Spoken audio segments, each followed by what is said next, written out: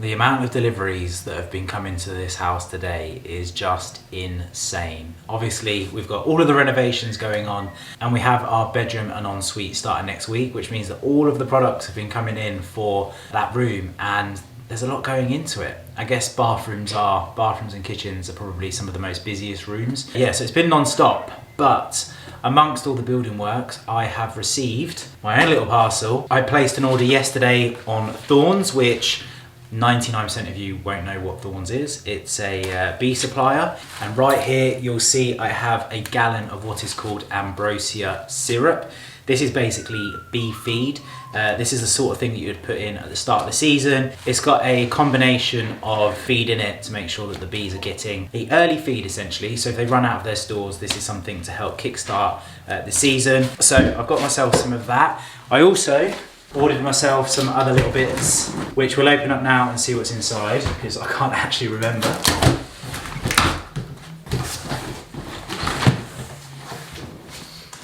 So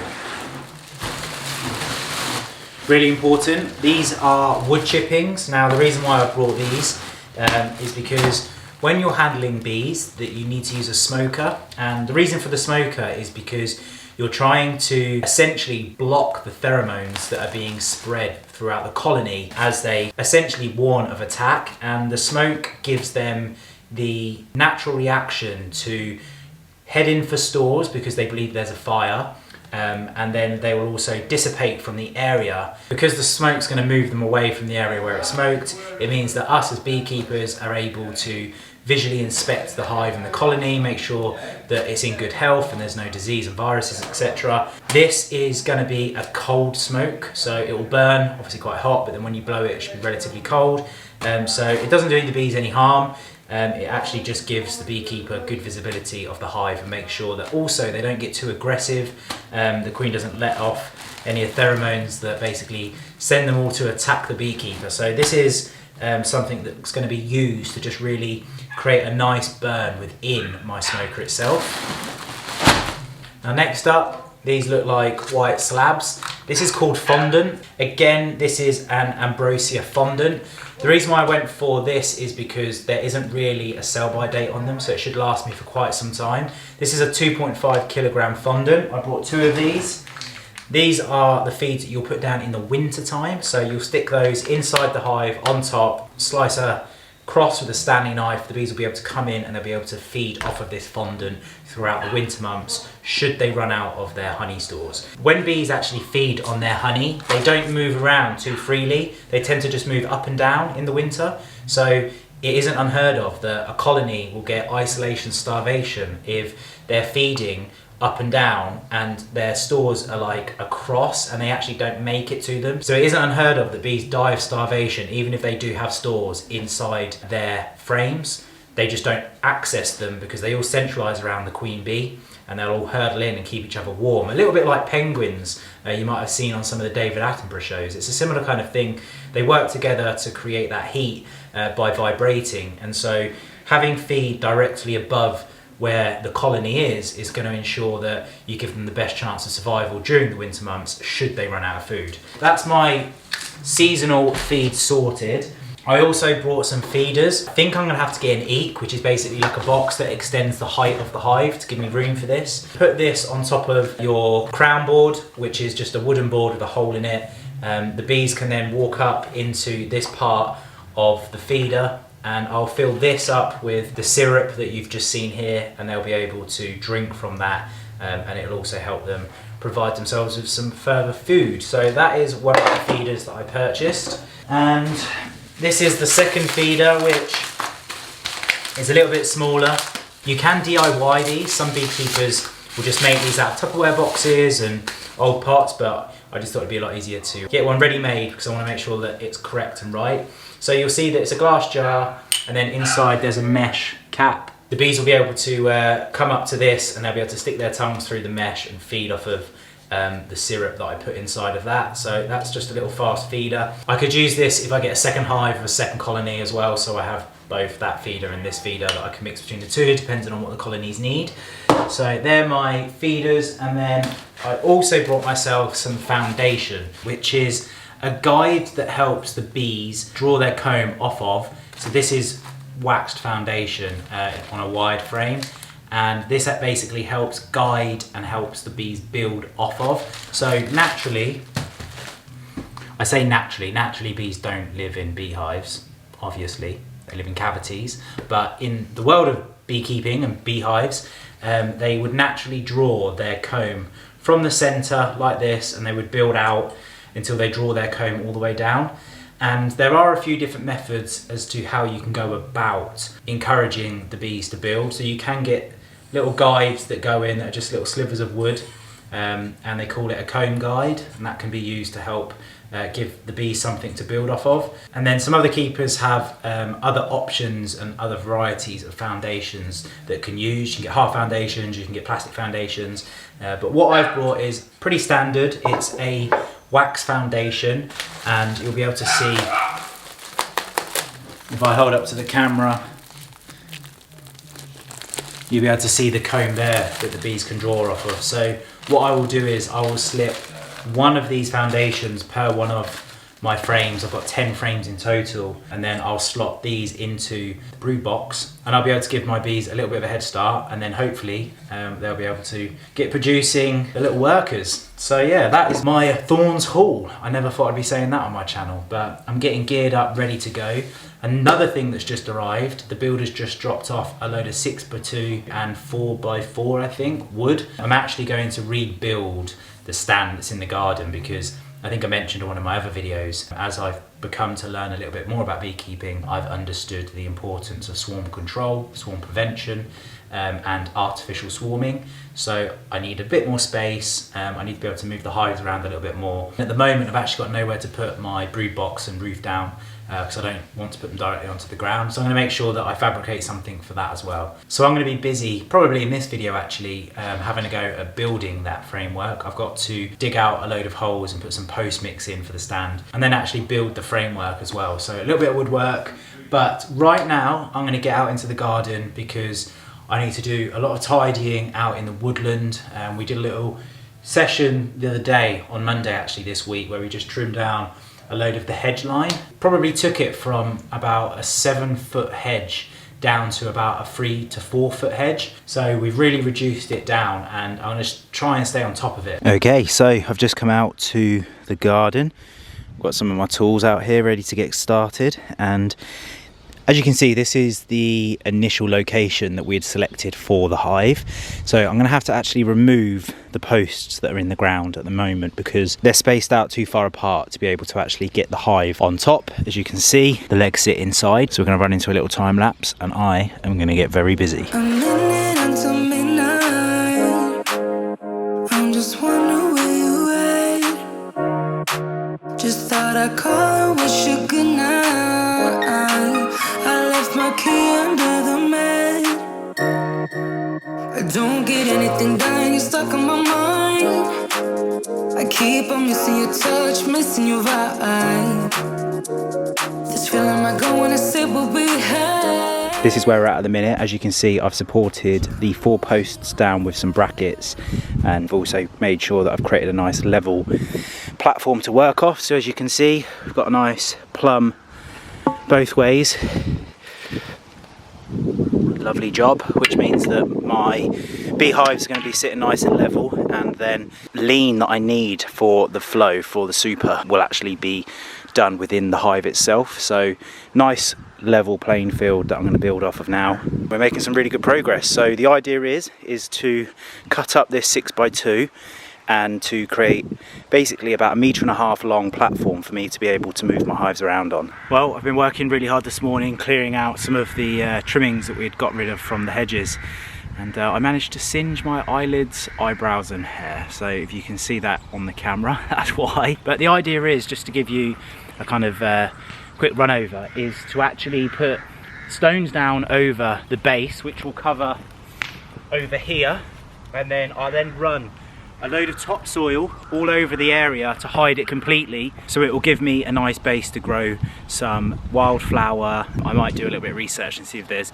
any particular flowers that would be really great for pollinators, nectar, etc. So I'm going to try and get this area basically covered in flowers, so the end goal would be to have the wooden frame, the hive, and then surrounded by flowers. Now obviously the woodland gets quite shaded in the summer, but if you were around last year, you'd have seen that we came out here and found that this was a little bit of a sunspot. Of course, that could change as the trees grow, and we could have lost that light, but fingers crossed we haven't, and we can get some flowers growing around here. And I think that that would make it look really lovely and also be very convenient for the bees. Don't you miss me too? Give it all you got, babe. Give it all you got, baby. I'd rather try than lose you. Give it all you got, baby. Give me all you got.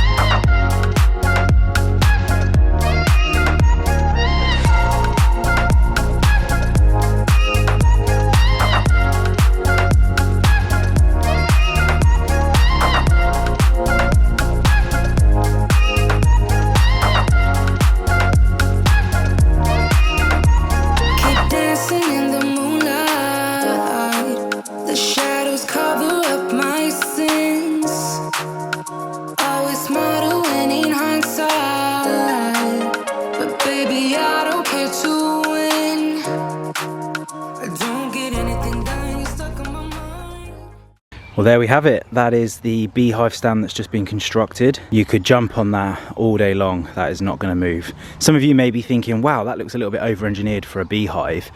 The weight of beehives when they're full of honey, especially if you've got a couple of supers on, can be, I think, around about 80 kilograms, possibly even up to 100 kilograms in weight.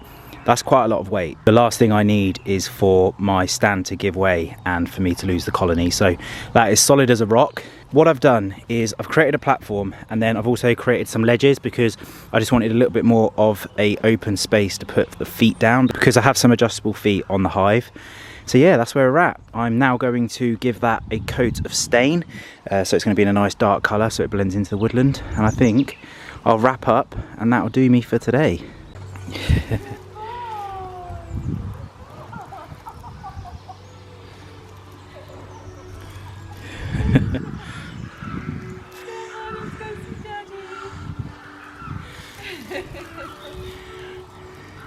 Ooh, big snips. I keep on missing your touch, missing your vibe. As you can see, I've stained up the frame. It's in an ebony. That will dry back. It will look a little bit more browner than it does. But I'm going to quickly chuck some stones around the base now, and I'm pretty happy with how today's gone. The stones are now down on the ground, so I'm going to leave those probably for a week just to let them bed in a little bit. I might even get a whacker on them just to create a little bit of a firmer foundation, because the ground was really uneven. So the last thing I want to be doing is falling over whilst I'm around the hive. So yeah, that's in, and then we're going to chuck a load of topsoil over this whole area, and then hopefully we'll get some good growth of flower. Maybe not this season, but definitely next. Telling myself one day you'll find me, and one day I'll find you, and Voila!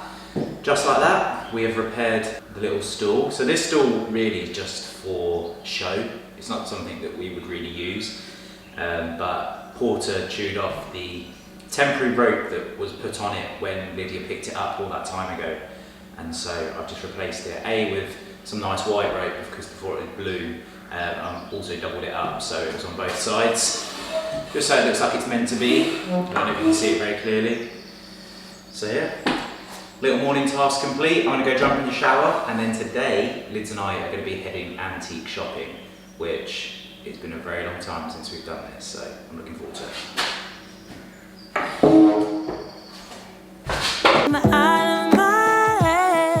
Well, I've just got out of the shower and I'm in desperate need to give myself another haircut, but I can't be arsed.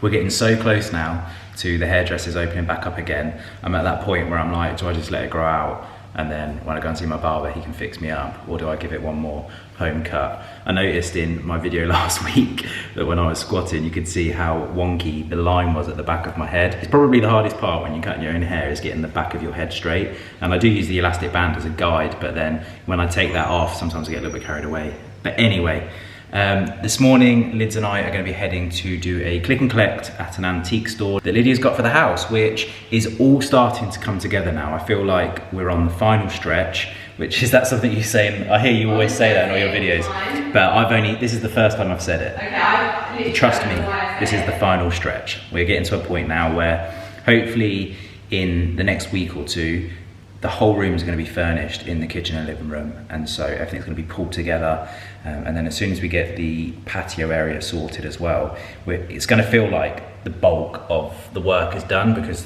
the hallways, the lounge and the kitchen will be to a standard that's very livable again, and it won't feel so much like a building site.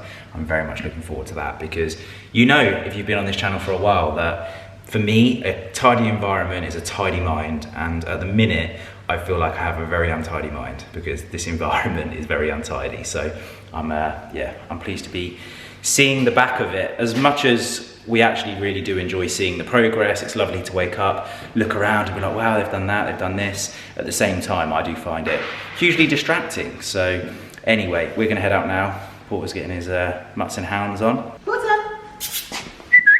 Hello. Kiss. Good boy. So smart. It's not quite a lap, Porter. But yeah. What are you doing? You're so silly. I'll go and feed Lumi. Oh, okay. Ah, a distinguished gentleman. A very distinguished gentleman. He's like, oh no, not the car. Mummy, lipstick on your head. We need to bring him a chew. Why?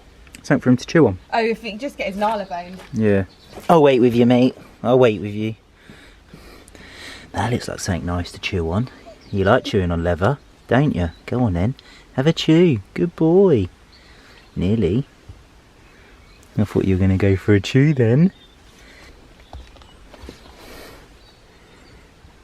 Do you want to drive? You want to drive? Oh, you're crying because you miss your mummy already.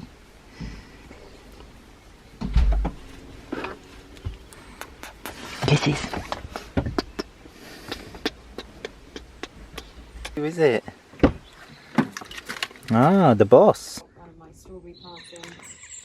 I've got some little pots here, another one of these, and then I saw these on their Instagram and I absolutely loved them, so I picked up 2 of those as well. So that is not a bad loot. It's a shame I couldn't find the table, but the right down is one.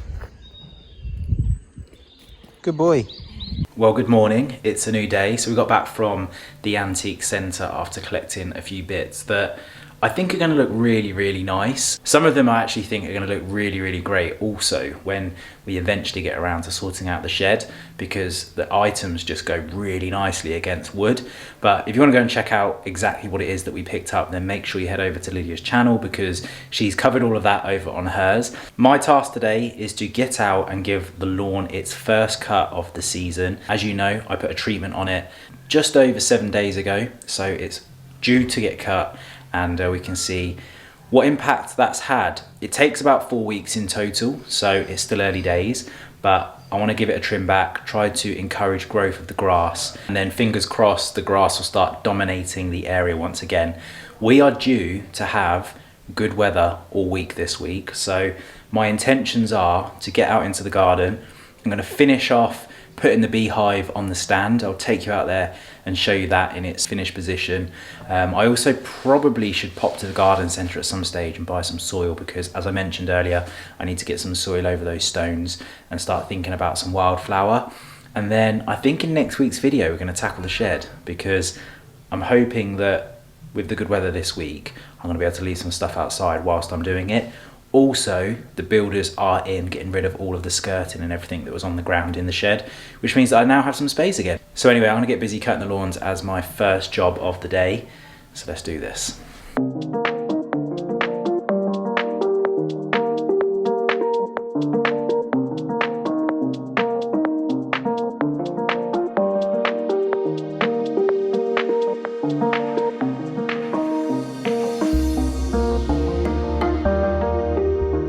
Well, I've been out here all afternoon, and as you can see behind me, there is a copious amount of moss that's been churned out whilst I've been cutting the grass. So I think the product's been working. It's been breaking it down, softening it up, which is great.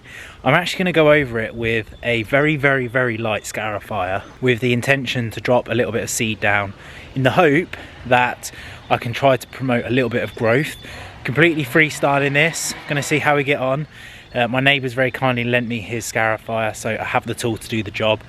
And then I'm going to run some seed over it, and then we'll see how we go. But this week the weather's supposed to be pretty good, so if there's ever going to be a good time to do it, it is right now. Give you another little visual of what we're looking like. You'll be able to see absolutely covered in moss. I feel like this is the only option really, is to give it a little bit of a hard time and try to help the grass.